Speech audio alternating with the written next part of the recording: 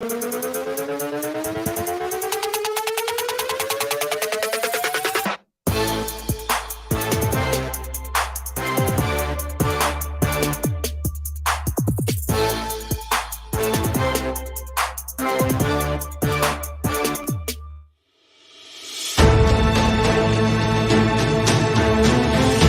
following is a presentation of Main Street Media, your source for news, sports, and information on Main Street in Middle Tennessee.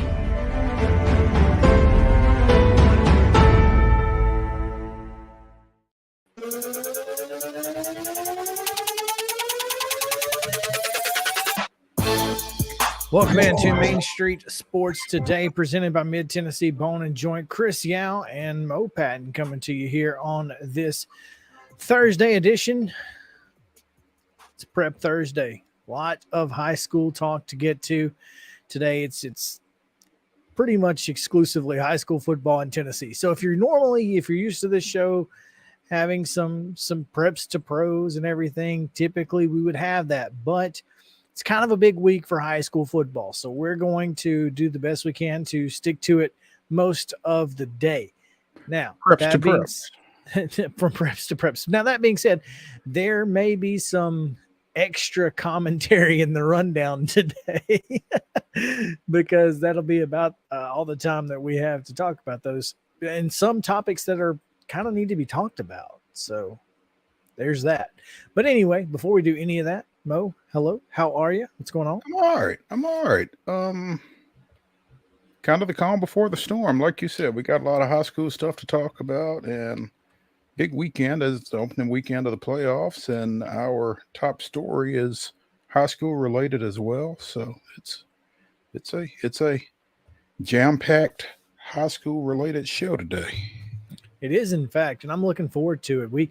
Texted you earlier this week about, what we do and how unique it kind of is throughout the Nashville market. And obviously Main Street Media has a pretty high focus on high school sports. And so we definitely want to keep you guys coming back to that for more, because to be honest, we feel like, or at least I do, I won't speak for Mo, I feel like, as far as high school sports in Middle Tennessee goes, Main Street and this show particularly are going to have more intelligent conversation than anyone else. We're pretty tough to beat, Yeah. That's you're hard pressed to find much better or more comprehensive or complete. Mm-hmm. So there you go. Do want to get into the rundown today. Is a little bit different because we do have some state championships or state champions being crowned today, Mo. Mm-hmm. That's exciting. So let's do it. Let's get into today and yesterday's results. Also, the rest of today's schedule on the rundown. This is the rundown. Oh, you caught me off guard. I'll start. I'm good. I'm good. Go In high school cross country action today, state meet up at Sanders Ferry Park in Hendersonville. The Division II AA girls, Bella Giamondegui, there we go, from Harpeth Hall. Bella G won the individual championship for Harpeth Hall and led the Honey Bears to the state championship as they outpointed Knoxville Webb and the Baylor School out of Chattanooga. In D2 boys earlier today, Luke Thompson of Brentwood Academy took top honors individually. McCauley won the boys team championship, followed by Christian Brothers and Brentwood Academy. And in men's basketball action yesterday, Austin Peay defeated Fisk in exhibition play 89-64. Major League Baseball last night, the Astros shut out the Phillies in both the run column and the hit column. A combined no-hitter, the second technical no-hitter in World Series history. Hey, hold up a minute. Why you say technical? Did the Phillies get a hit? But it's not a no-hitter. They just were held hitless. A no-hitter has to be one person. No, it doesn't. It's a combined no-hitter. There is a specific phrase that covers it. It's a combined no-hitter. It's not a no-hitter. It's not a no-hitter. Yeah. I'm not a huge fan, but that's okay. I feel you. Yeah. I will take the argument. Mhm. I understand. I just don't agree with it. That series is tied 2-2. The Grizzlies on the road, they did not win 11-106. They won 111-106, and I can't type apparently. There was too many ones. I didn't know how many put there. In college football action, this in Central Michigan down Northern Illinois on the road, 35-22. And Bowling Green, for those of you who took the over in this one, so sad. Yeah. 13-9 winners over Western Michigan last night. Is that one going to be a scoregami? 13-9? 13-9 seems very odd. It does. It does. Yeah. Cross-country action today. The Class AAA girls, including Emily Raw of Spring Hill, and there's a young lady from Culleoka as well who are running right now. That race started at 150 up at Sanders Ferry, and at 240 the AAA boys race, which includes Spring Hills boys and Ben Hirsch from Mount Pleasant, among others. So women's basketball tonight, Tusculum College out of East Tennessee goes to Austin P. That's a 6 o'clock tip on ESPN Plus. At 8 o'clock, the Preds are at Calgary. It's an 8 o'clock start on Valley Sports South. And at 7:03 on Fox, Game 5, the Astros at the Phillies. Good luck with that one, Phils. Mm-hmm. College football action tonight. Texas El Paso at Rice. They travel across the state. It's a 6 p.m. kick on CBS Sports Network. Big game in Sun Belt or Fun Belt play. Appalachian State at Coastal Carolina. This one's a big one. 6:30 kick on ESPN. I'll probably be watching this one.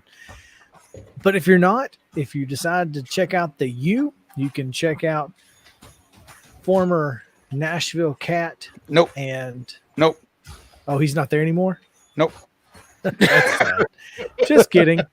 Mississippi Valley State hosting Alabama A&M. That's on ESPNU, 6:30 p.m. And in NFL action tonight, Houston is at Philadelphia, but not just in baseball, also in football. That's kind of crazy. The Texans are at the Eagles tonight, 7:15 on Amazon Prime. That is today's rundown.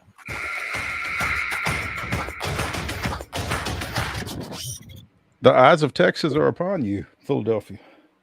So they are, all of them. Yeah. Hey, Justin, real quick before we get it, did Amber ever follow you back on Twitter? No, man, she did not give me the follow back. My own blood. Can't believe that. Cannot believe it. Oh, man. Amber Kulik is a meteorologist in Dothan, Alabama. I found her this morning, Mo, trying to look for a picture of Justin. Yeah. And wait a minute. Hold up. Dothan, Alabama has a television station, is what you're telling me. Yeah, it's a small one, but yes. I mean, it's on that side where the Panhandle is. So yeah, I've gone through Dothan a time or two, or gone close to. I've seen the street signs. I guess as you go to Panama City from here, you pass close, don't you? You do, in fact. Okay, all right. So, but you don't actually go to, but you pass. You would see. Yeah, you signs usually go around Dothan. Yeah. Okay.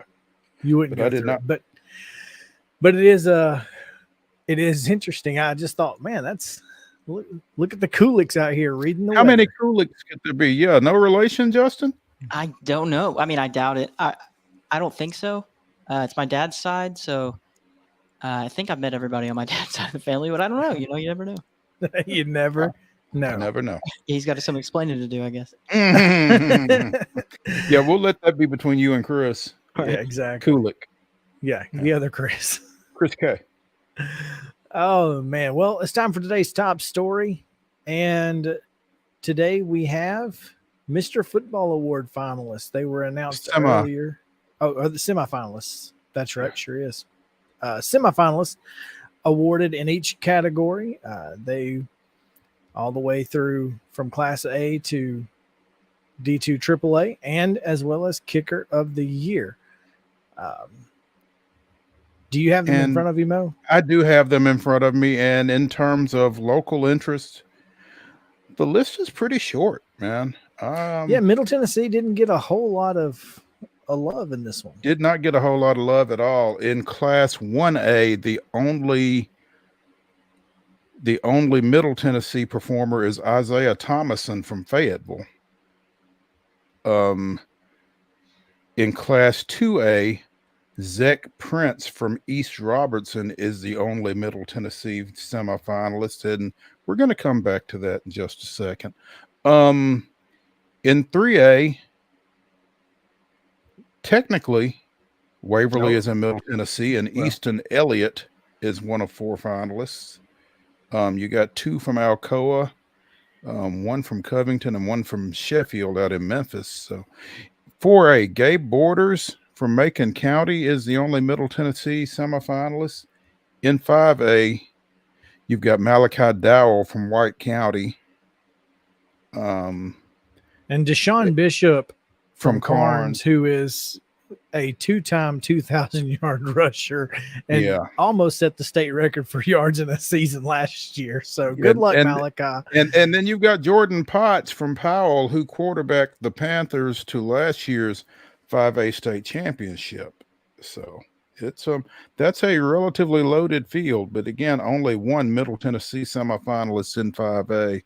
In 6A, I guess you make up for it because you've got Cade Hewitt from defending state champion Oakland. You've got Arian Carter, the Memphis commit from Smyrna, and the Blackman duo of quarterback Jack Reisner and receiver Justin Brown. Justin Brown is committed to Mississippi State. So those are 4 of your 5 semifinalists, along with Maryville's Noah Vaughn. In Division 2A,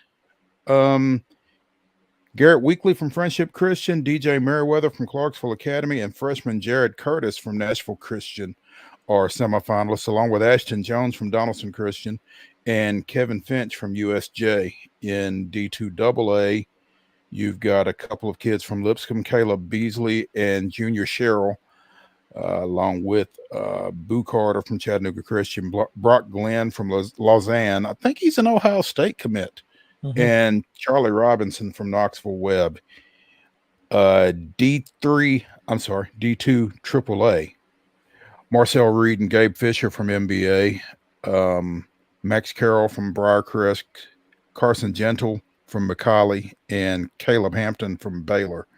And then your kicker of the year candidates, Jacob Taylor from Oakland, is your only mid-state semifinalist there. So, again, Middle Tennessee not getting a lot of love in this cycle. And, you know, I may be biased. Chris, you may be biased as well. But a kid who in 10 games has 26 offensive touchdowns, 843 receiving yards, 710 rushing yards. Again, 26 offensive touchdowns. He's also got a 67-yard punt return. Can't get a sniff as a semifinalist in Class 2A, and I'm talking about Ethan Workman down at Richland. I've been in the room where these semifinalists are ultimately chosen, and I don't know how those numbers I don't know. I mean, I don't know how those numbers stack up against the guys that emerged from that room, but it's tough for me to think that all 5 of those are better. Yeah, have been more impactful. Richland I think that's finished second in their region. They are hosting a state playoff game for the first time in 32 years, and a lot of that was on the back of Ethan Workman.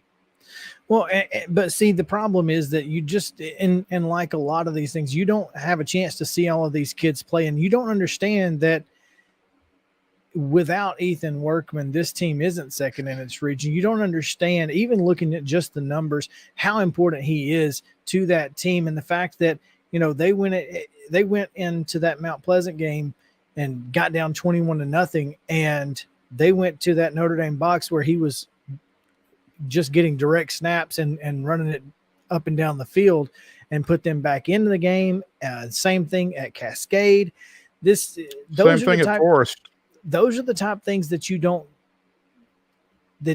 and can't take into consideration if you're not there. So not having you in the room, Mo. And no, that's not me. Well, like I not said, having somebody who understands that in the room. I've been in the room. I'm not in the And- room. I have no desire to go back to the room. But That's the problem, man. You look at 1,500 yards, 26 touchdowns, and you go, okay, well, that's pretty good. Here's the thing. I mean, if you are charged with the responsibility of selecting the best players in the state, Figure it out. do your homework. I will agree with that. I will agree with that completely. So, And anybody that cares, and if it sounds egotistical, that's fine. But anybody that cares has my phone number. yeah, and that's the thing. I mean, in this state. if there's someone out there who's sending you that information and send, these cards that are sent out or graphics that are sent out,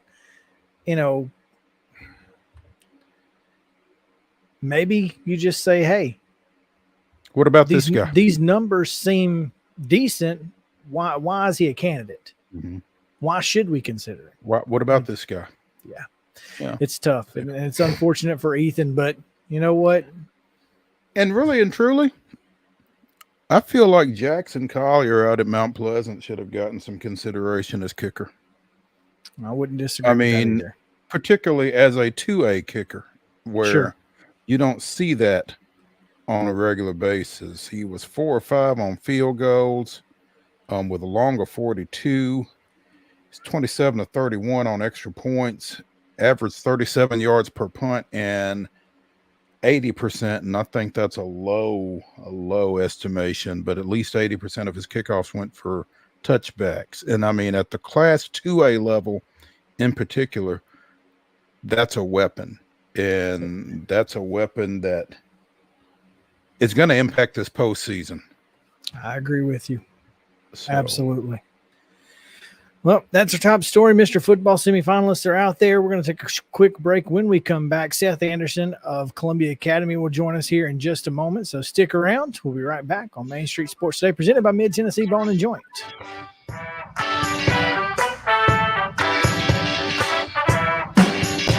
Mid-Tennessee Bone and Joint treats your orthopedic injuries and existing conditions. Our trained physicians will get you back in the game faster. Contact us at 931-381-2663 or www.mtbj.net.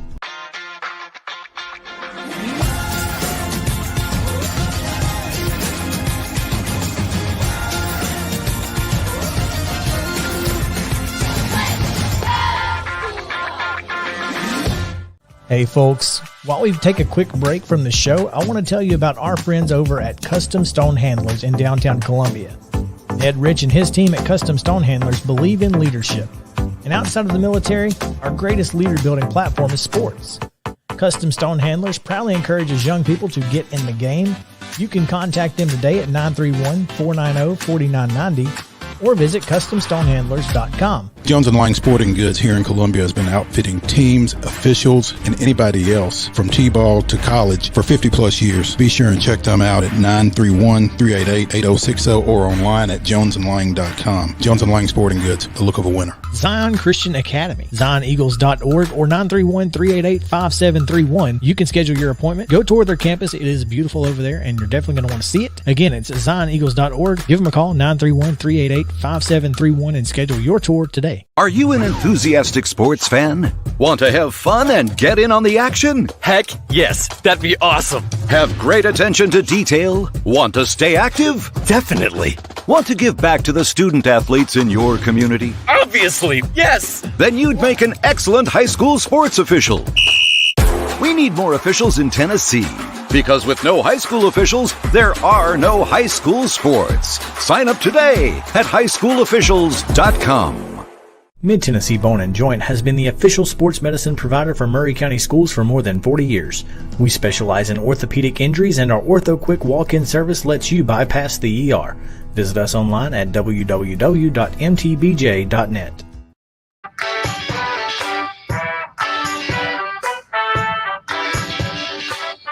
Welcome back in Main Street Sports Today, presented by Mid-Tennessee Bone and Joint. Chris Yao and Mo Patton here on this Thursday edition, talking high school football from start to finish pretty much the rest of the day. And we start, Mo, with some hardware in this segment. We need to give out our End-to-Win Life Southern Middle Tennessee Team of the Week award, presented by Custom Stone Handlers. A year ago, Spring Hill did not have a cross-country team. That's this true. This year, Spring Hill's boys won the Region 6 AAA cross-country championship. And for that reason, the Raiders are our End-to-Win Life Team of the Week. As we said, they'll be competing in the state cross-country meet here in about a half hour or so up at Sanders Ferry Park in Hendersonville. But had a freshman that led them, finished third in the region meet last Monday.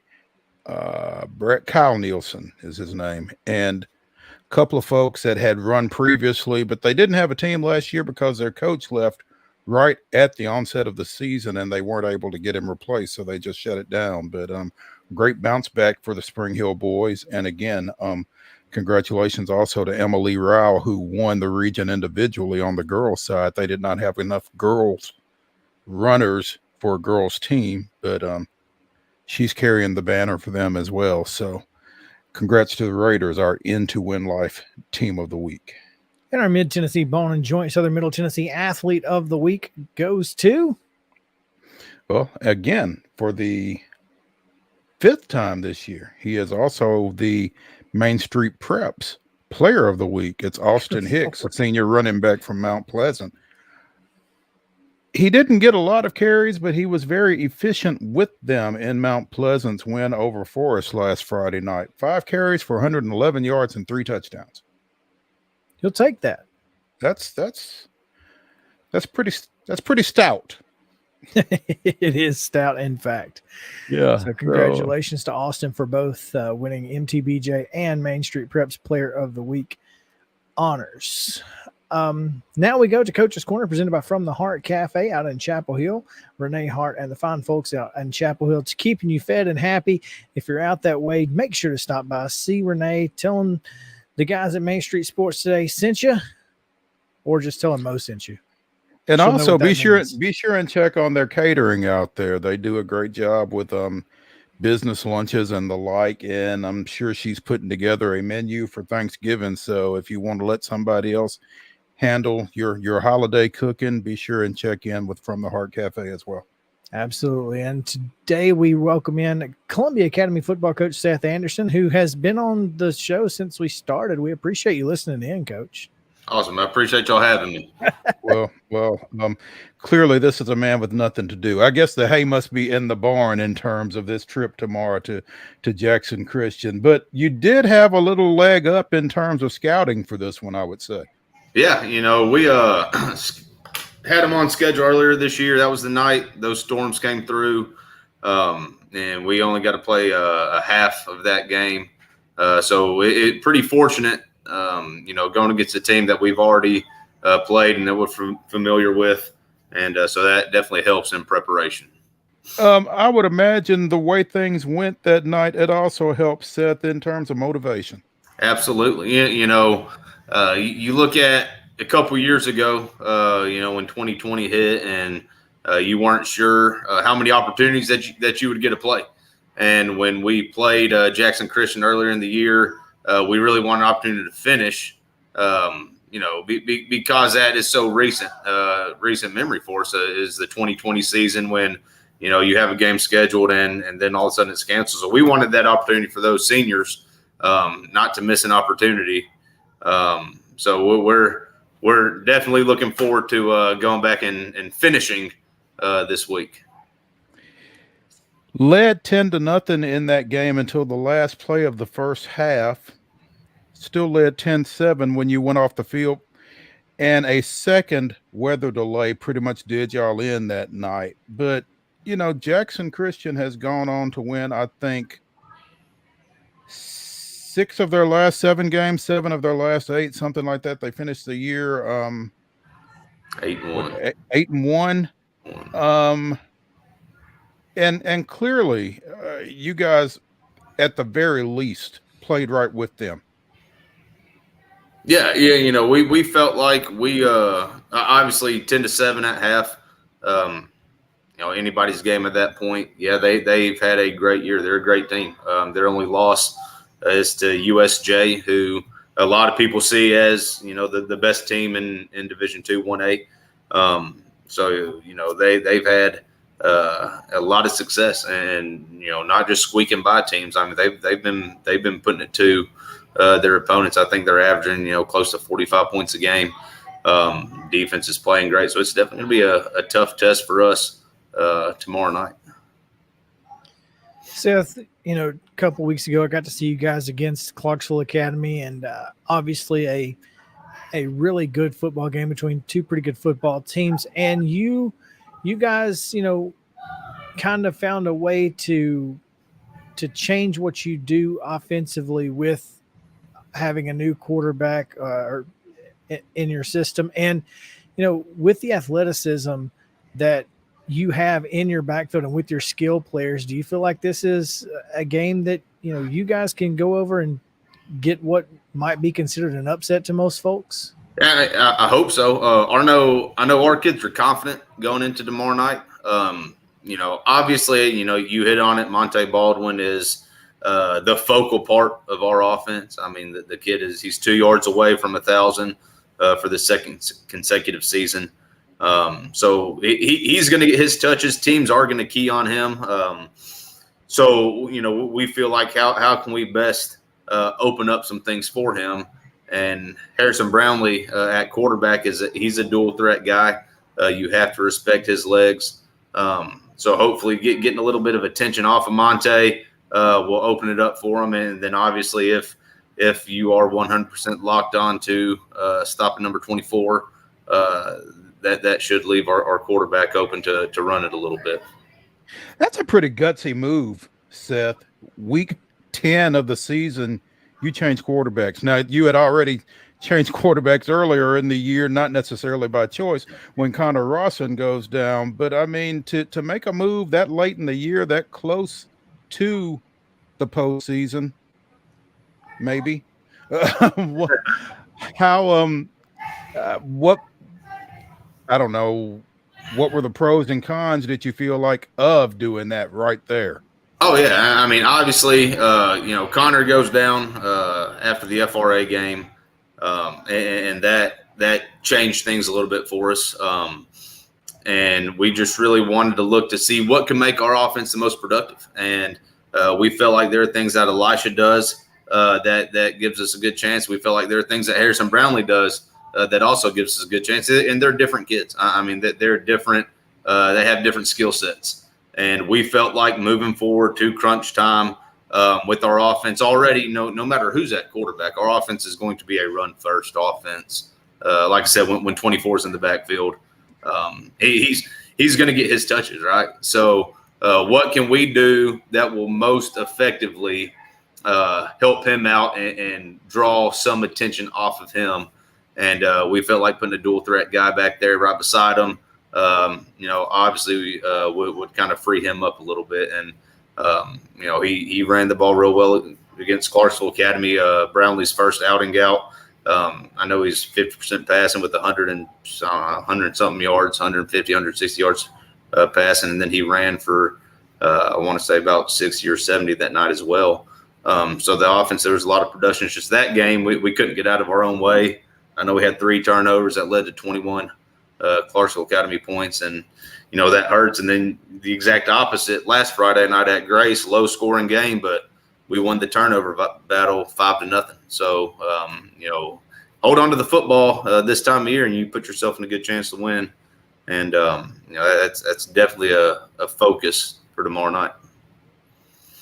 Speaking with Columbia Academy, first-year football coach Seth Anderson on Coach's Corner, presented by From the Heart, here on Main Street Sports Today, presented by Mid-Tennessee Bone and Joint. And, you talk about 5 turnovers. You do that, and you're going to give yourself a chance on most occasions.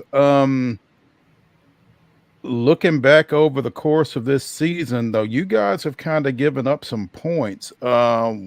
What's the importance of, getting this defense in the right, both in the right frame of mind and then in the right spots? Yeah, I think our defense has actually played really well of late. You look at points we've given up. I think a lot of it has to do with some of the competition we've been playing. You look at Boyd Buchanan, a Division II 2A playoff team. FRA, their only loss is the Lipscomb Academy. Those are two really quality programs. But the last three games, Nashville Christian, we gave up 31 to them. But that's the fewest points that they've allowed to a Division II 1A team. Clarksville Academy, once again, I feel like if we don't gift them 3 turnovers, maybe they don't score that many points.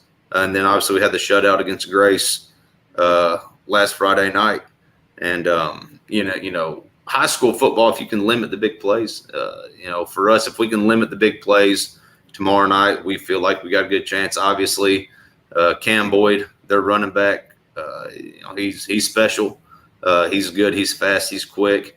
He's a tough runner. We're going to have our work cut out for sure in stopping him. They got another threat in Mosley, slot receiver. He's a sophomore, already getting Division I offers. So he's special. So we'll definitely have our work cut out. But at this level of football, if you can make the offense snap it again, make them run another play, don't give up the explosive play, then you put yourself in a good position. And obviously, if you try to force a few turnovers, that also helps out. Fun fact: Week 2, you guys go on the road to Waverly, knock off the Tigers 28-14. Waverly goes on to finish 8-1, win the Region 6-3-8 championship. That only blemish you guys. I know you don't gloat about that necessarily, but I just think that that's a performance by you guys that's really going to been overlooked in high school football circles. It's a pretty good team, obviously.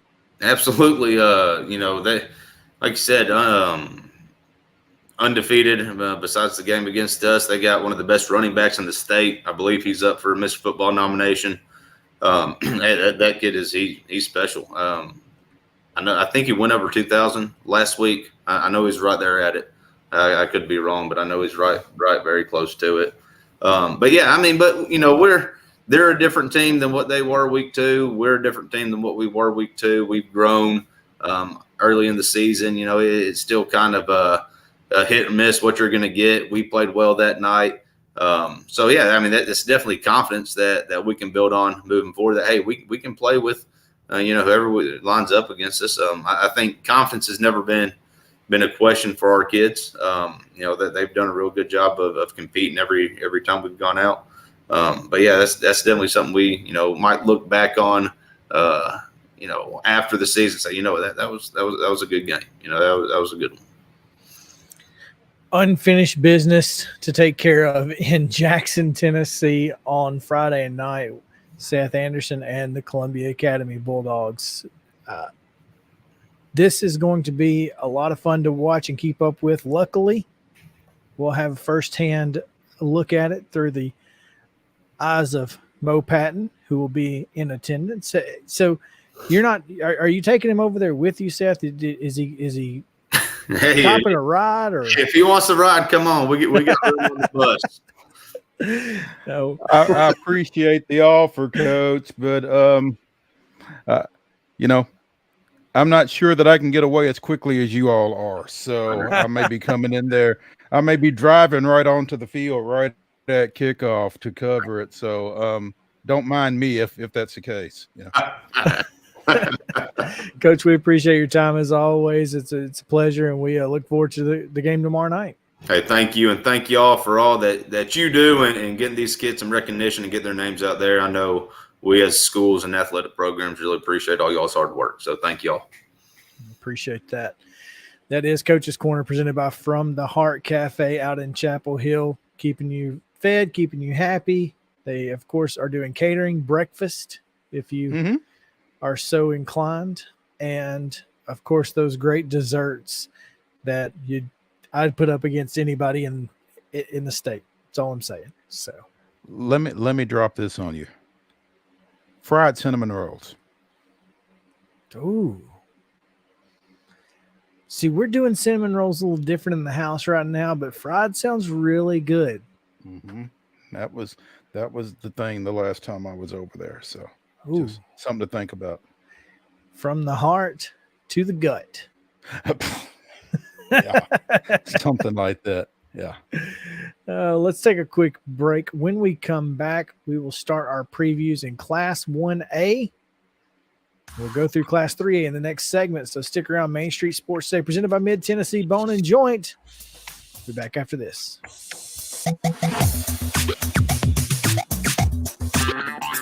This is Chris Yao with Main Street Sports Today. Every show, Mo Patton and I welcome friends from all across the sports landscape, from high school coaches and reporters to national, college, and pro sports personalities. You never know who might stop by for a chat.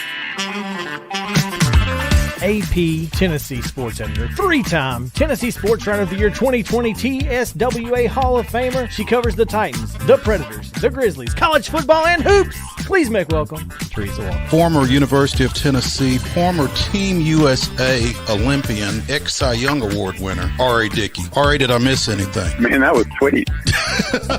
Yeah, I need to listen to that before I go to bed every night. That was nice. Has 5 sports Emmys. That's not bad for the other guy in Wham, Ryan McGee. The other guy in Wham married the best-looking girl, Bananarama, so the other guy in Wham had a pretty good life. From preps to pros, we're taking on the sports topics you care about. Tune in across Main Street Media social platforms at 2 p.m. or on demand on your podcast distribution platform of choice.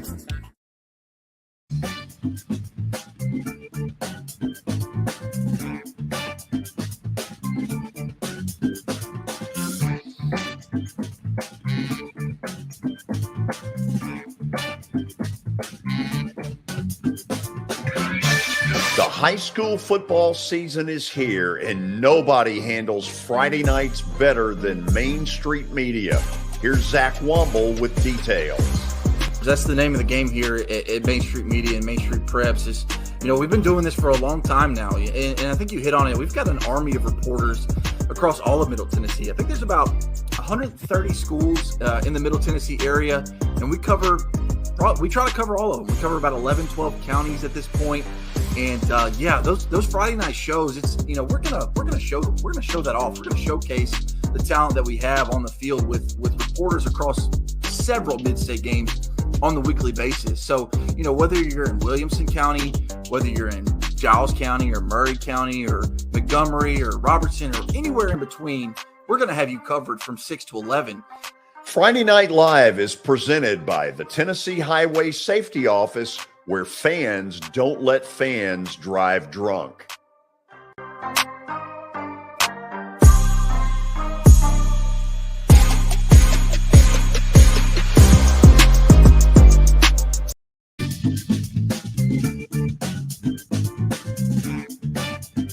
Welcome back in to Main Street Sports Day, presented by Mid-Tennessee Bone and Joint. Chris Yao and Mo Patton here with you on this Thursday edition, where we are getting into the preps hot and heavy this week. The high school football playoffs are here. And this, Mo, for us, is the most wonderful time of the year. It's pretty good. It's pretty good for sure. It's got a backside of it because a lot of teams, obviously, their seasons come to an end with losses, but it's fun to see these teams go on and get on deep runs and that kind of thing. So yeah, it's pretty fun. The smaller classifications are always fascinating to me. Obviously, on the eastern side of the 1A bracket, it's South Pittsburgh, and then pretty much you're hoping, if you're out there, to get past the Pirates, who have been defending state champion and have been in the state championship game so many times here recently. But sometimes you go through this bracket you start looking and stuff just jumps out at you. Like Region 1, number 1 Cloudland versus Region 2, number 4 Oakdale. One of them has a 5-5 record. The other has a 7-3 record, but it's not who you would think. No, it's very weird. And, you know, and Cloudland, they're up there in the middle of nowhere. They have to play anybody they can get, you know, nearby without having to go too far away. So well, too far away being the key phrase there. But yeah, I don't know what Cloudland's record schedule looks like, but I would imagine they probably played up in classification on some occasions. But you know, as we've said, it's not how many, it's who. And clearly they beat the right people to get the number 1 seed in Region 1-1A. Right. Yeah. No, I just thought that was wild when I started looking at stuff. I was like, well, that kind of doesn't make a whole lot of sense. Yeah. But I mean, is that a typo? But no.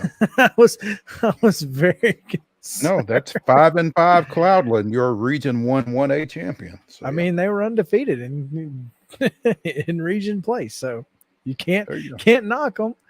No. I just thought that was interesting. But yeah, Very. so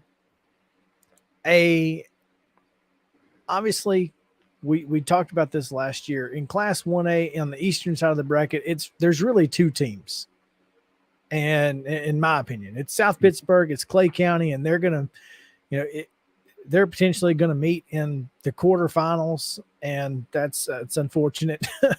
But is there anybody else over there that you think can you know challenge those 2 teams particularly? I think in that upper quarterfinal bracket, you're probably going to see Coalfield come out of there. They'll catch Greenback in the second round if both of them do what you would expect. But I think a Coalfield South Pittsburgh game in the semifinals is what I would anticipate, and probably South Pittsburgh getting by there. But I'm not sure, and again, I'm not a real big 1A expert per se. Sure.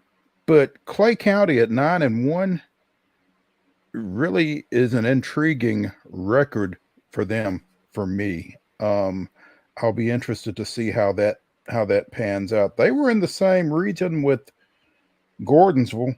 Gordonsville finished second in that region. Joe Burns was third with a 3-7 record, and Red Bull. You know, shout out to Red Boiling Springs, the number 4 seed out of Region 4, because that's a team that has traditionally not been very good, and a playoff berth for them, even if the reward is going to South Pittsburgh to open the playoffs, that's pretty big for that program. But you know, I would anticipate probably a Coalfield South Pittsburgh semifinal, and as you said, probably South Pittsburgh emerging from there. On the west side, it would be tough to not imagine Fayetteville and McKenzie in the quarters, and that winner probably going the distance to chat. Yeah, and see that, and again, that's the unfortunate part there is that you've got 2 really good football teams who I think you're right. I mean, outside of Peabody, who, by the way, pretty good. Obviously, Peabody, the Golden Tide have been kind of in the championship hunt for the last 3 years. I think they won it 2 years ago in Class 2A, and then moved down to Class 1A last year. We thought, oh, wow, they're going to run roughshod, and ended up being McKenzie getting to the state finals after beating Fayetteville in the semi in the quarters last year. I think you're right. I mean, you're going to have to go through Peabody to get there probably if you're Fayetteville or McKenzie, but I think that's it. I think that's exactly what you got to expect to see. If you're Fayetteville, who a lot of folks will tell you, especially with Isaiah Thomason, is probably a favorite to get to the state finals. Now, if you've picked South Pittsburgh, who are you picking in that McKenzie Fayetteville game? I'm picking Fayetteville. In fact, I'm picking Fayetteville to win the whole shooting match. Yep, I'm with you. I've got Fayetteville over South Pittsburgh in the finals as well. Yeah. Yeah. And again, folks, we are not experts. No, but we're pretty good sometimes. as your buddy Devontae Smith would say, Chris, I know a little something. I know a little something. Just a little, but I know a little something.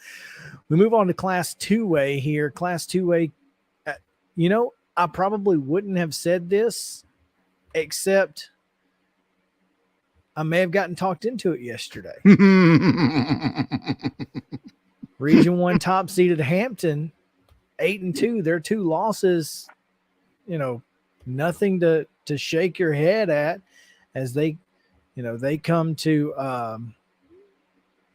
Gatlinburg Pittman and Daniel Boone. Daniel Boone, who's undefeated, they lost to Daniel Boone 21-20. Daniel Boone, who's undefeated in 5A. Right. Yeah, 5A undefeated. So that's that's going back to Fayetteville. That's one of the reasons I picked them, is because they boat raced. Who was it? Fill in the blank. Well, and it was hold on, I'm going to go back to their schedule. Red Bank 38-2, who was like ranked in Class 4A at the time, and beat them 38-2. So that's where that's kind of where I got Fayetteville. But yeah, Class 2A to me on the east side is Hampton, and I don't see anybody else over there who's going to to be too much. Maybe Tyner. Obviously, Tyner is always good. Maybe East Robertson. I don't know. You tell me. Maybe East Robertson. Yeah, I think you certainly have to be aware of them. And fun fact, Hampton was ranked number 3 in the final Associated Press Class 2A statewide poll. Tyner is number 1. East Robertson is number 5. So, and all 3 of those. Well, Tyner's only lost to Alcoa. Now, I don't know, Meigs County is probably a pretty good win, or, based off recent history, Meigs County is a pretty good win. Outside of that,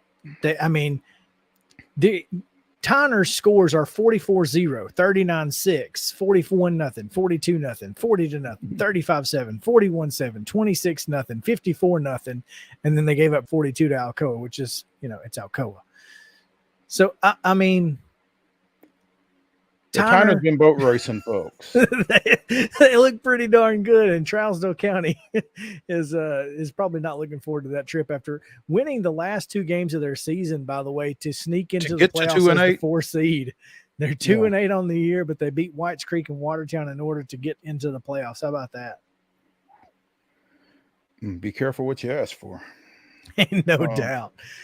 Yeah, this could definitely be a Hampton East Robertson semifinal, I think. But I think East Robertson, as you mentioned, probably has a tougher road than Hampton does, because Tyner would be hanging out there probably in the quarterfinals for the Indians. So, and on the other side, on our side, on this side, there's some talent over here, because, again, going back to the AP poll, Fairley's number 2. Huntington is number 6. Lewis County and Riverside, let's see, Lewis County is tied for 6. Riverside is 8. Freedom Prep is 9. And Union City is 10. And Freedom Prep Union City meeting round 1. Kind of it's a minefield over here. Yeah.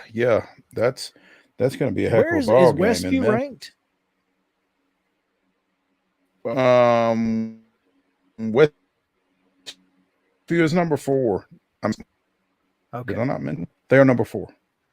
Just making sure. I don't know if you did or not. I'm going to tell you what. Yeah. No, that's okay. Better to mention them twice than none. My state finalist is coming from none of those. And call me a homer if you will, but I've heard enough coaches say it over the course of the season. Mount Pleasant's athleticism is something that you don't see a whole lot at the Class 2A level. We talked about Jackson Collier during the rundown. an accomplished kicker such as him is something that you don't see a whole lot at the Class 2A level. I feel like those two factors are going to make Mount Pleasant a tough out. If they can avoid injury, they got a shot to make it.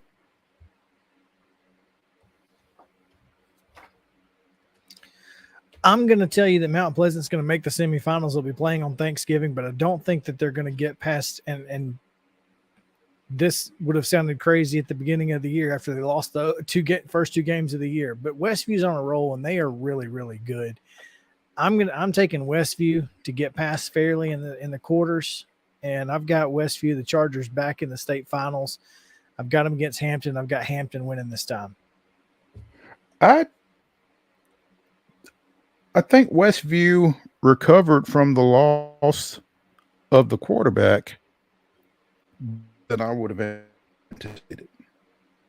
And like you said, they've played really well over the course of this season, you know, and I could certainly see them, you know, getting back to chat. But I think that Mount Pleasant is going to provide some matchup problems for a lot of folks.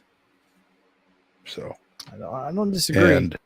And they have run the ball, I think, better here of late. In fact, I think they've really kind of gotten away from the passing game because of the way their run game has developed here over the last few weeks. But the passing game is something that they've got in their back pocket. And don't sleep on Darren Mays up perimeter, or he'll be running by you. Class 3A, do we even have to go through this? We probably who's should. Alcoa going to beat? East Nashville. You don't. So East Nashville will take care of Smith County in that rematch. I think these two losses at the end of the season will really help them get their edge back. They lost to a 6A Riverdale team in Murfreesboro. They lost at Smith County 15-14 in the region championship game, basically. But I think Jamal Stewart gets them refocused, and I think they handle their business here over the next few weeks to get back to chat. I think, you know, we talked about unfinished business with Seth Anderson. I think this is a team that, after playing the way they did against Alcoa last year, is going to be highly motivated to try to get back and prove that, you know, we're better than that first 10 minutes of that ball game. All right. Alcoa's got to make the trip to the Brickyard potentially in the semifinals. Does that trip make a difference? Nope. I don't think so either. I don't think so either. It's unfortunate too, man. Alcoa is just. I will tell you this. Different. I'm more concerned about East Nashville than I am about Alcoa, because East Nashville would play. Well, they'll play Waverly in the second round by virtue of that second round, that loss last week. Correct. That could be an issue, but would have to go to Waverly. Yeah, because Waverly is the number one out of that region. So, but I just feel like I said, I just feel like that team is really, really motivated, and I think they have played a schedule that has really prepared them for this next few weeks. I mean, they beat Independence earlier this year. They played a pretty good Riverdale team in Murfreesboro. You know, they played at Independence. They played Green Hill and beat them. So this is a tested East Nashville team, and I think that's going to show up here over the next bit. Those are the two teams I think get there. I think if there's a point spread, whatever the point spread is, I think East Nashville could cover a point spread in Chattanooga, but I still think Alcoa wins the title. Yeah, I think you're right. All right, moving on to 4A. Class 4A is, well, it's interesting. We know Greenville is probably going to be coming out of the East. They, as we heard yesterday, Either Greenville or Elizabethton has been in the finals each of the last 5 years, but don't sleep on Anderson County. Mm-hmm. I mean, you don't just 10-0 isn't a fluke. You know. Well, not only is it not a fluke, but theirs specifically is not a fluke, Mo. Hold on. I've got their schedule right here. They've beaten Powell. They've beaten Knox Fulton. Of course, that's in their region. They beat Elizabethton by 1. Of course, Elizabethton's 5-5 on the year. But they beat Science Hill like a drum, and Science Hill just beat Dobbins Bennett. So that's Anderson County is a team to watch out for in Class 4A. I'm going to go with Greenville just because of the experience factor, but Right. Anderson County could absolutely find their way in Chattanooga. No question. And you mentioned a Red Bank team that Fayetteville defeated. Red Bank is the number 2 seed out of Region 3 4A. They opened with a home game against Macon County. So that's a little extra tidbit regarding the Fayetteville City Tigers there. But yeah, I tend to agree with you. I think Greenville is the pick in 4A coming out of the East. And I think this Pearl Cone team is ready to do some damage on the west side. Yeah, I don't think there's anybody that's going to touch maybe Haywood. I mean, the Tigers have traditionally been very good. They're 1 seed. They'd be the home team in that semifinal game against Pearl Cone if they were to both make it there. So I think that could play a factor, but I think you're right. I think it's the Firebirds in the finals. And I'm going to go with Greenville as the champion, though. I'm going to go with Greenville, but I'm thinking if you get a Greenville Pearl Cone game in the finals, get there and get your popcorn ready. It will be a track meet and a lot of fun to watch. There's no question there.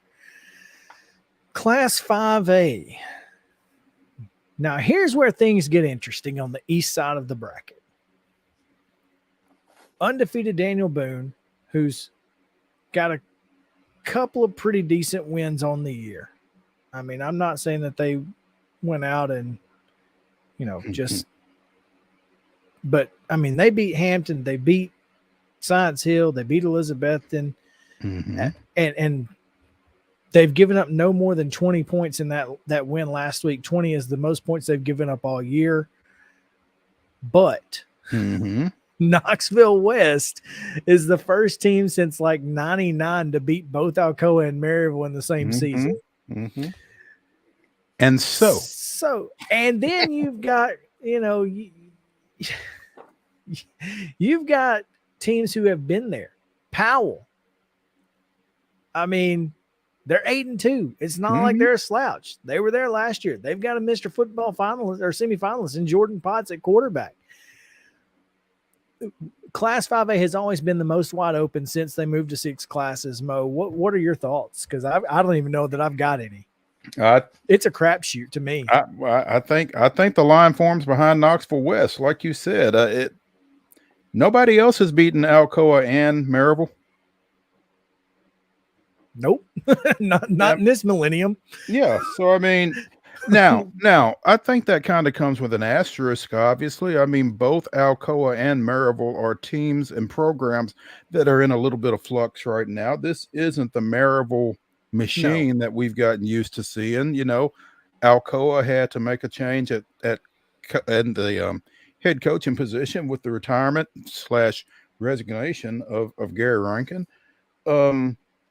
So, like I said, both those programs are in flux, but they are still Alcoa and Maryville, and Knoxville West beat them both. And I just think that makes them means something. Yeah, I think that means something. I agree. I think Ric Flair said it: to beat a man, you got to beat the man. Well, Knoxville West beat both of them in East Tennessee, and that stands for something, I think. So until somebody beats Knoxville West, they are my favorite, certainly in the East, and probably for the whole thing. I think conversely, though, the West is just as much of a toss-up, but because nobody's really kind of done anything that stands out. 10-0 kind of stands out, and there's a couple of those on the West side.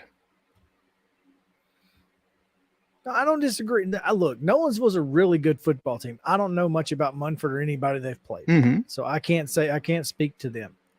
But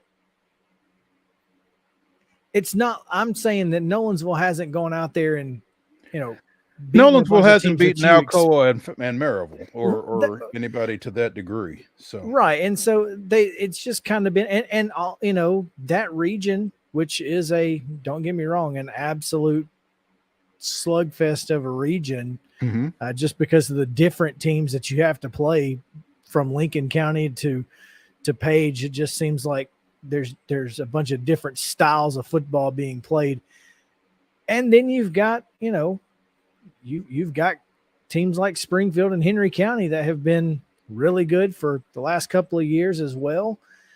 I don't know, man. The west side is kind of hard for me to figure out too. On one hand, Nolensville is the easy pick for me because they are undefeated. On the other hand, I could see 1, 2, 3, 4, 5, 6 teams that if they wound up in Chattanooga coming out of the West, I would not be surprised. Both of those, I could absolutely see Henry County or Springfield. I could absolutely see Nolensville or Page. I could see Green Hill. No way. Okay. No way. I could see Mount Juliet. Potentially Mount Juliet. I don't think Mount Juliet gets past Page. That's just my pick. Well, I mean, I don't know. I don't know if they do, but I mean, I'm not shocked if they do. I'm telling you, Page getting shut out by Independence really shocked me, and I don't know what the story was behind that. But very interesting. Yeah, did not expect them to lose that game 13-0. No, not at all. Now here's the thing. That's what makes me feel like Green Hill has a shot, because if they can win that game on the road, then they get a rematch with the Mount Juliet team that they just lost to last week. That's a loss that's fresh on their mind. That's a city rivalry game, and all bets are off if it's Mount Juliet Green Hill in the second round of the playoffs. All of a sudden, they're in the quarters against probably Nolensville. And who knows at that point? Because, again, they're the number 3 seed coming out of their region. At that point, they're playing with house money. Here's the kicker. Whoever comes out of that top side of the West bracket's got to go to Henry County or Springfield. Springfield obviously a little bit easier trip, but we've been to Paris for one of those games, and it ain't easy. It ain't easy to get there. It's not easy to get. Yeah, exactly. It ain't easy to play in. It's a pretty tough team once you get there. Yeah. So, yeah, and I think that is an advantage that Henry County has that a lot of people don't realize until they're in it. And that's part of the reason Summit deserves so much credit for that run that they went on a couple of years ago. Because when you go to Henry County and win a ball game, especially this time of year, it means something. It absolutely does. They don't lose a lot there now. So and unfortunately for Springfield, because of their loss in the regular season to Henry County, they'll have to go to Paris if they make it to the semifinals. And at that point, I think it becomes in the quarterfinals. But I mean, either way, it's going to be a tough road to hoe for whoever comes out of that top side of the West bracket. That's why I'm going to go Henry County in the state finals.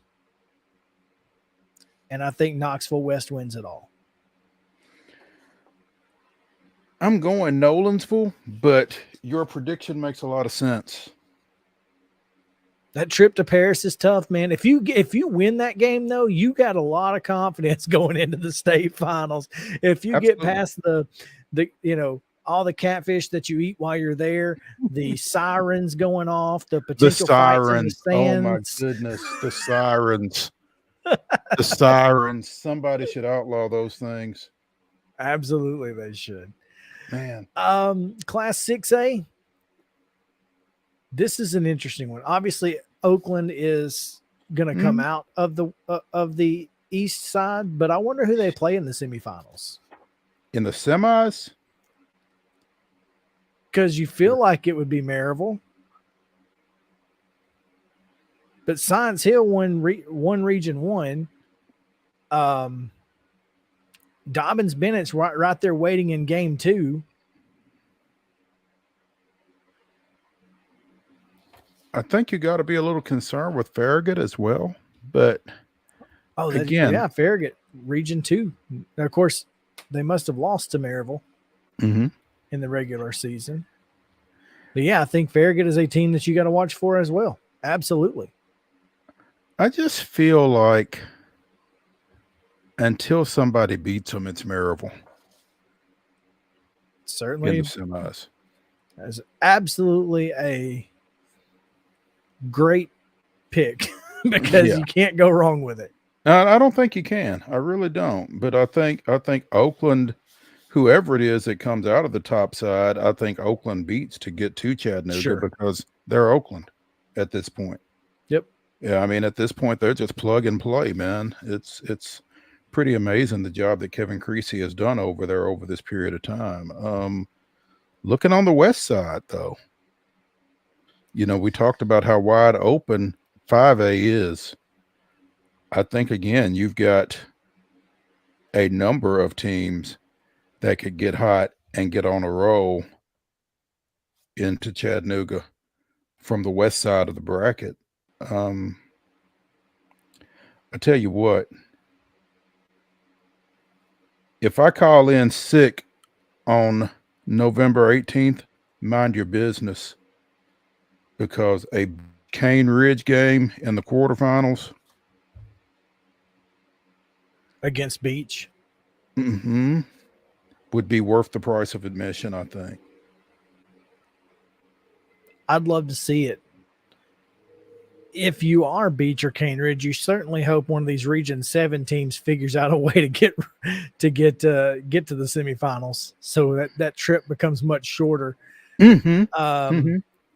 Ravenwood Centennial could both find their way there. Obviously, Centennial would have to beat Bartlett, who's sitting at 8-2, and then have potentially see a rematch against Brentwood, who they lost to just last week, which I think it probably plays into the hands of the Cougars. How about if you're Bartlett, though? That's got to suck, man. You've won your region. You've got a home game against the number 4 seed, and you don't get 5-5, 6-4, or 7-3. No, you get 8-2, number 10 Centennial coming to your place for the opening round. Hey, you might as well get it out of the way early, I guess. Yeah. And you got to beat some good people anyway, so why not just start off by beating good people? That's got to be the only top 10 matchup in the opening round of the playoffs. Probably. So, number 7 Bartlett, number 10 Centennial. But I'm gonna go and say Beach gets to the finals. I know that's cop out kind of, but I've got Beach reaching Chattanooga. I've got Cane Ridge reaching Chattanooga. Okay. Yeah, I'm telling you though, Oakland Beach, Oakland Cane Ridge would be fun in Chattanooga. It'd be more fun than some of the other teams that it could be. It'll be more fun than the rest of their bracket. Oakland's, that is. Yeah. Beach Smyrna in round 2, if that holds up, should be a pretty good ball game. I don't know that I see anything that keeps that from happening, especially after Henderson. Have we still gotten any explanation on West Creek Hendersonville last week? No. I mean, nothing more than that was just bizarre to me. Nothing more than that happened. Yeah. So did not see that. Okay. Anyway, all right. Well, Oakland state champion. Surprise. Go figure. Let's take a break here. When we come back, we'll do Division 2, and then we'll give our picks right after this on Main Street Sports Day, presented by Mid Tennessee Bone and Joint. Y'all stick around.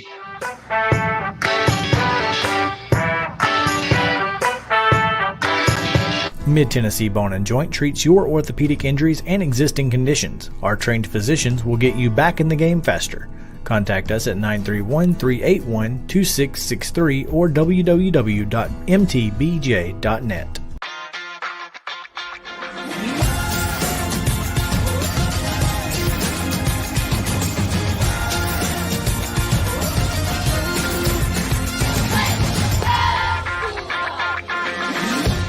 Hey folks, while we take a quick break from the show, I want to tell you about our friends over at Custom Stone Handlers in downtown Columbia. Ed Rich and his team at Custom Stone Handlers believe in leadership. And outside of the military, our greatest leader building platform is sports. Custom Stone Handlers proudly encourages young people to get in the game. You can contact them today at 931-490-4990 or visit CustomStonehandlers.com. Jones & Lang Sporting Goods here in Columbia has been outfitting teams, officials, and anybody else from T-ball to college for 50-plus years. Be sure and check them out at 931-388-8060 or online at jonesandlang.com. Jones & Lang Sporting Goods, the look of a winner. Zion Christian Academy, ZionEagles.org or 931-388-5731. You can schedule your appointment. Go tour their campus. It is beautiful over there, and you're definitely going to want to see it. Again, it's ZionEagles.org. Give them a call, 931-388-5731, and schedule your tour today. A game without a crowd is just a scrimmage. A performance without an audience is just a rehearsal. Without your presence, high school sports and the performing arts aren't possible. Ensure that these essential extracurricular activities continue to enrich the lives of students in Tennessee. Purchase a ticket to your local high school's game or performance. This message presented by the TSSAA. Mid-Tennessee Bone and Joint has been the official sports medicine provider for Maury County schools for more than 40 years. We specialize in orthopedic injuries, and our Ortho Quick walk-in service lets you bypass the ER. Visit us online at www.mtbj.net.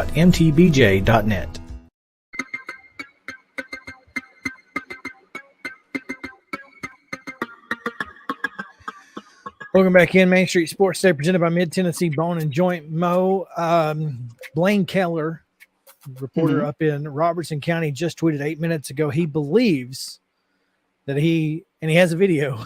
He believes it's Jackson Martin of Creekwood edging out Camden's Will Douglas for the top spot in the Class A-2A boys state championship meet, and that would make him a repeat individual champion in 2022. So, wow, okay, good for Jackson, good for Blaine.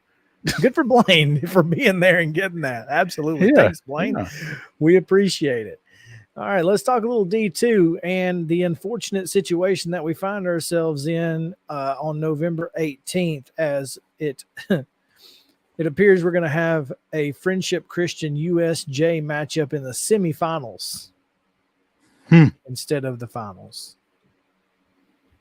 Because I think that's your state championship game. Them's the breaks. Yeah, Friendship Christian #1 in the final AP poll for Division 2A, and USJ #2 in said poll. Yeah, it's tough to think that that's not the matchup that you're going to get. Both Friendship Christian and USJ with buys tomorrow night. FCS would play the winner of DCA and Fayette Academy. That's defending state champion DCA and Fayette Academy. USJ gets either Clarksville Academy or Lakeway Christian, which if it's Lakeway Christian, man, I don't know if they're going to stay over or what, but they play at Clarksville Academy tomorrow night. This is Lakeway Christian in White Pine, Tennessee, or White Pine, Tennessee, excuse me. Yeah, I mispronounced it the first time around. But it's about 20 minutes east of Knoxville for a landmark for you. So they play at Clarksville Academy tomorrow night. If they win, they would play at USJ next Friday. So a little road weary, a little saddle sore would be the Lakeway Lions should that occur. But yeah, you got to think that FCS USJ game is for all the Tostitos. The other side of the bracket, I'm thinking Nashville Christian probably comes out of it, maybe MTCS. I'm thinking Nashville Christian. They were the state finalists a year ago. And led by a freshman quarterback. They are now, yes. Jared Curtis, freshman quarterback and Mr. Football semifinalist. Jared Curtis. You'll take it if you're Nashville Christian and the Eagles. You will. You will. Yeah. I'm gonna go with I'm saying Friendship Christian wins it all, but certainly could be USJ. I'm gonna tell you what though, man. These Division II brackets, there are 3 buys in the D2A bracket. Right. So you got 13 teams in the. It's so weird. Because I think 2 of them get their 5th team in. Mm-hmm. Which is just weird. It really is. Yeah. So 2 teams, and I don't know. I mean, if you're going to take 5 teams from 2 regions, I don't know why you wouldn't just take 5 teams from 3 regions. I don't know. Maybe trying to figure out who gets the because you've only got bye. 3 regions instead of 4, so you can only give out the buys that way. It's I don't know. It's weird. It really is weird. Yeah. In D2A, I think this is a really interesting game. 1 or CPA and Boyd Buchanan is very interesting to me. By the way. Mm-hmm. That's a heck of a matchup in round number 1, and then you got to go to Lausanne, and if you're Boyd Buchanan and you win on Friday, you might just stick around as well. Exactly. Yeah. 5-5 CPA with one of those 5 victories over Oakland. Go figure. It's amazing, but yeah. Remember West Creek and Hendersonville, man. I don't know. I don't know that it really matters because I think Lipscomb Academy, and they're one of the top 15 teams in the country supposedly, depending on who you ask. Yes. I don't know that there's anybody here that beats them. I'm going to go out on a limb and say Chattanooga Christian gets to the state finals. Chattanooga Christian. That's out of the box. Upon what do you base that? Well, I'm looking at their schedule right now, and you kind of look at some teams that they've beaten, and hold on, I just lost it. Oh no. They beat South Pittsburgh 41-0. And I feel like South Pittsburgh's pretty darn good. Beat Boyd Buchanan 33-16. Beat Silverdale, who I thought was pretty good at one time, 45-21. I don't know what happened to them. They lost to McCallie. Their only 2 losses are to Knoxville Webb 29-28. That would have been the championship game in that region. And they lost to McCallie in the season opener. In between there, they beat Knoxville Grace like a drum. They beat Boyd Buchanan by 2 touchdowns plus. Again, beat South Pittsburgh 41-0. Beat Knoxville Grace 62-14. I don't know. It just feels like they got a pretty good football team. Mm-hmm. Well, the results certainly bear that out. And it's a weird region. It's a weird top of that bracket. I mean, it very well could be CPA, it could be Lausanne, it could be FRA. It could be FRA. Yeah. So or it could be Boyd Buchanan. It could be Boyd Buchanan. Absolutely. Because Gary Rankin has won a few games this time of year. He has, in fact. So you look at this and you go, well, could be any of those teams. Mm-hmm. I think FRA's got. But whoever it is going to be. Whoever it is going to be Lipscomb on the other side, and I feel like Lipscomb's going to take care of whoever it is. So I agree with you. Which is why none of these teams' feelings will be hurt when Lipscomb goes Division II AAA next year. Absolutely. Of course, ours will be because then it's wide open, and who knows who we're going to pick. Yeah, there is that. In the AAA bracket, we're gonna get NBA into the finals. I don't think there's a whole lot of teams out there that can play. I mean, McCallie's the number 3 seed in the East, by the way. The 3 seed behind who? Baylor and NBA is the one. NBA is the 1, Baylor is the 2, and McCallie is the 3. That's right, because there's only East and West. There's no middle. Mm-hmm. That makes sense. To me, it's NBA and probably Brentwood Academy, maybe Baylor. I've got Baylor, and I've got NBA winning it. I got NBA winning it as well. How about Father Ryan? This is the problem with D2 AAA, right? Mm-hmm. Because Father Ryan did not win a single region game. Well, I mean, how many Division II AAA teams are there total? I guess 5. Or in their region. Mean, in the entire classification. I don't know the answer to that.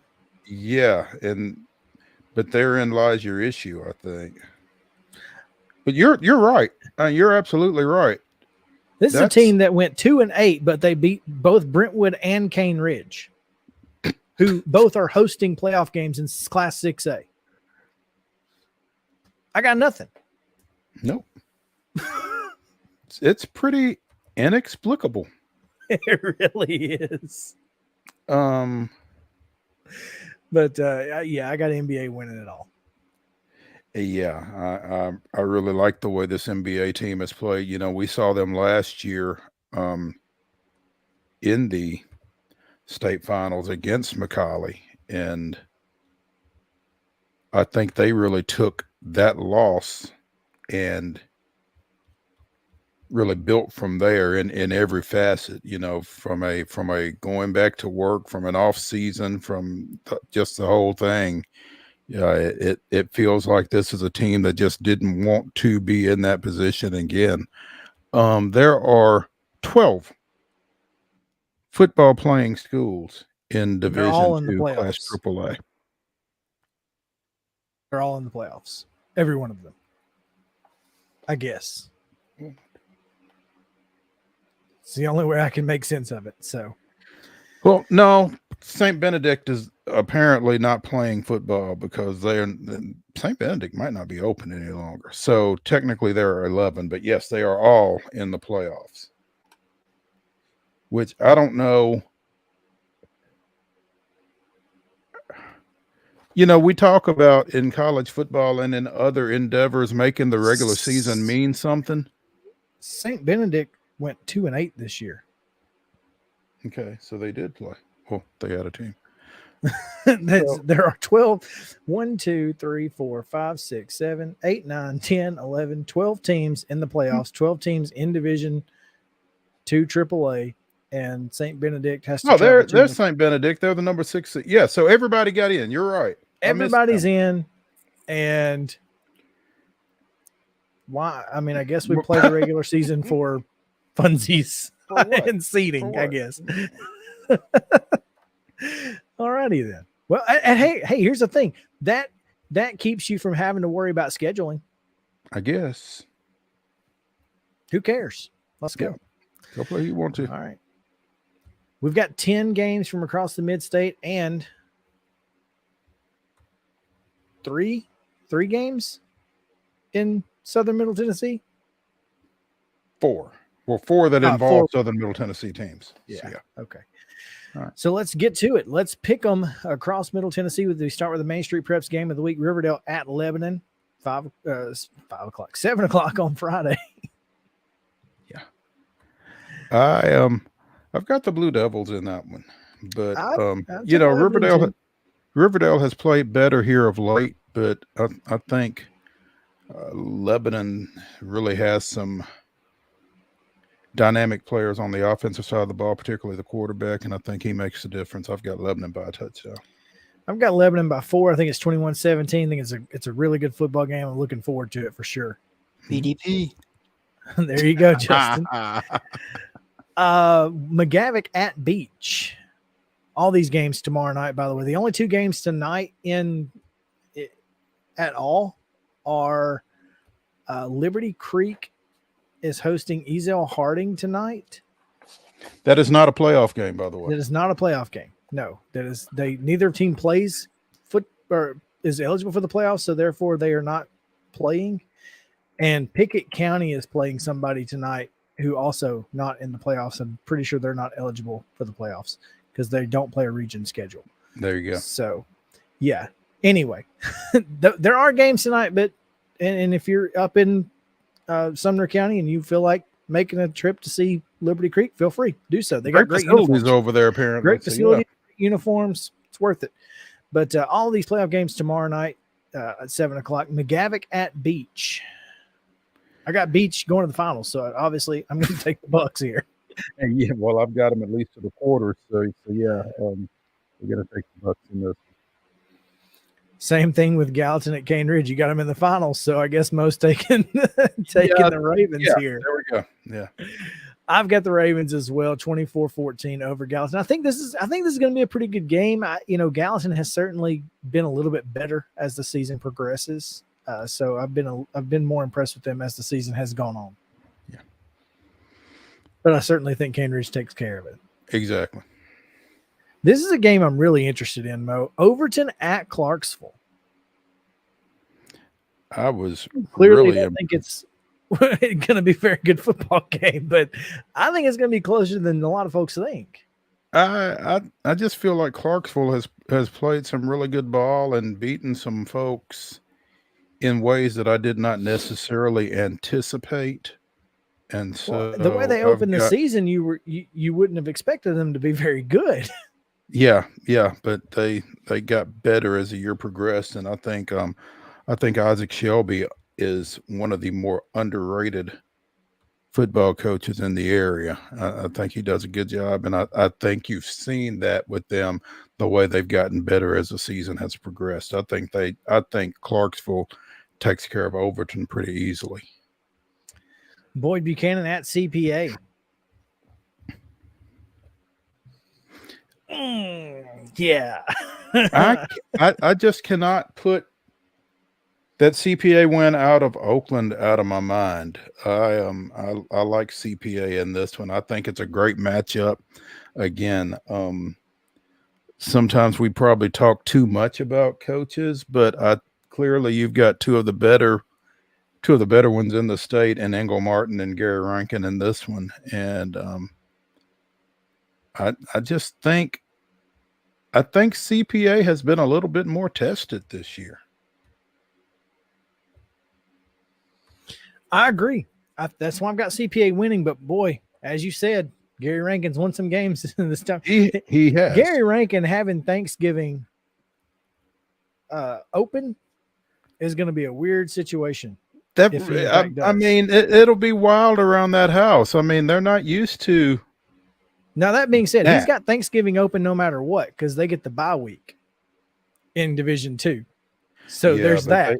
I'm sure they would still do something if there was something to do. So yeah, that goes. If they've not turned in the pads yet. Mm-hmm. White House at East Nashville. I don't think this is much of a contest, and I've got. I don't think it's much of a debate for sure. Yeah, I think again, East Nashville coming into the playoffs on a 2-game losing streak, and a lot of coaches will tell you that this is when they do some of their best coaching because they've got the kids' attention, and I think that'll be the case here. I'd agree with you. Wilson Central at Nolensville. Again, I don't think Nolensville has much trouble here with Wilson Central. Yeah, I mean, Wilson Central's kind of been up and down, and Nolensville's been up 10-0. So take the Knights here. Green Hill at Page. I like Page in this one, but I would not be shocked, again, given the way things have gone for them the last little bit. I wouldn't be shocked to see it go the other way, but I'm taking the Patriots. Taking the Patriots as well, 28-21. Pope Prep at home with Briarcrest Christian. I would feel more comfortable taking Pope Prep if I knew Kenny Minchie's situation, although, again, as we've talked on this show on various occasions, Chet Lax has really stepped in there and done a pretty good job as their number 2 signal caller. And there's a feature up on the website mainstreetpreps.com on Chet Lax and what he's done. But also, again, the quarterback situation tends to overshadow. They got a pretty good running back in junior Elijah Robb, and I think he helps when you've got your number 2 quarterback in there. But I think past all that, I think Pope Prep takes care of Briarcrest. I think you're right. I think I've got Pope Prep as well. Hendersonville at Smyrna. I think this is probably the best game of the week outside of maybe Lebanon, Riverdale. Mm-hmm. Yeah. And these are 2 old school rivals.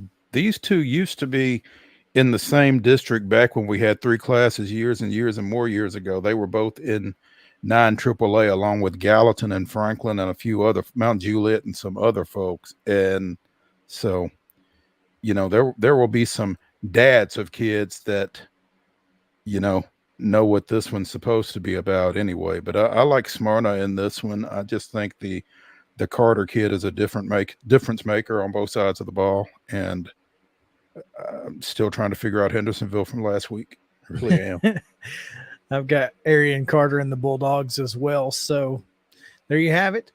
Mo, tell us who's going to win in Southern Middle Tennessee. Mount Pleasant hosting Scotts Hill. This one was a blowout the last time. Is it going to be a blowout again? I don't think it will be quite as blowout-ish, but I think Mount Pleasant wins it pretty handily. I agree. Independence heading out to Houston.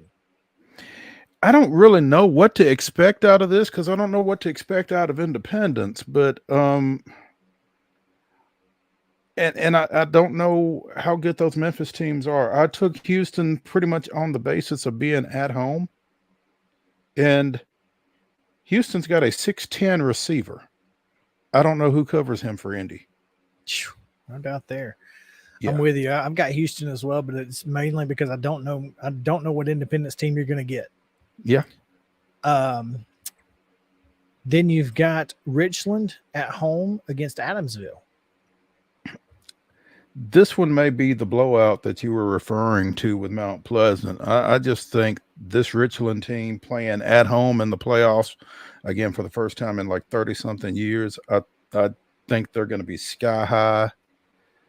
I think Nick Patterson will keep them from getting high to the point of it being detrimental, but I think they're going to really be playing with an edge tomorrow night. I think they're going to be fun to watch, and I think they get it done in big fashion, in front of the home crowd. And finally, the one you'll be at, Columbia Academy at Jackson Christian. Unfinished business. I really feel like the Bulldogs feel like they have something to prove. They got a score to settle. Again, they were up on this team who is now number 3 in the Associated Press poll. And doesn't Jackson Christian also feel like they've got something to prove, though, since they were losing at halftime? These guys think they can play with us. Well, is that what you're telling your team? It should be.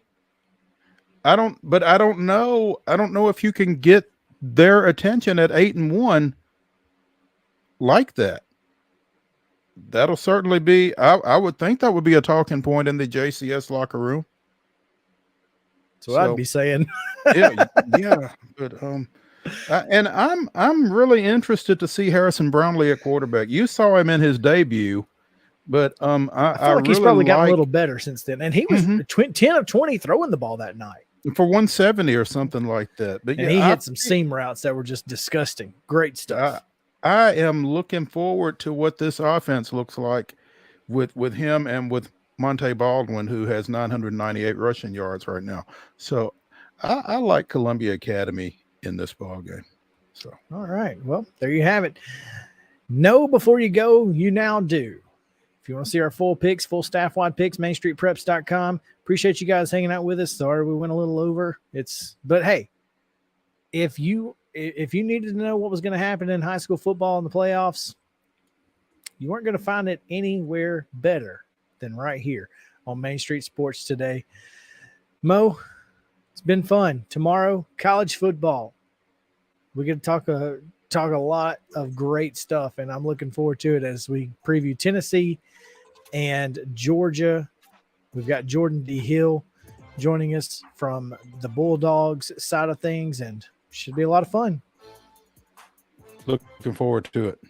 Big weekend. All right, we'll see you guys tomorrow right here on Main Street Sports, represented by Mid-Tennessee Bone and Joint. Mo Patton, Justin Coolett, Chris Yao saying, make it a great day.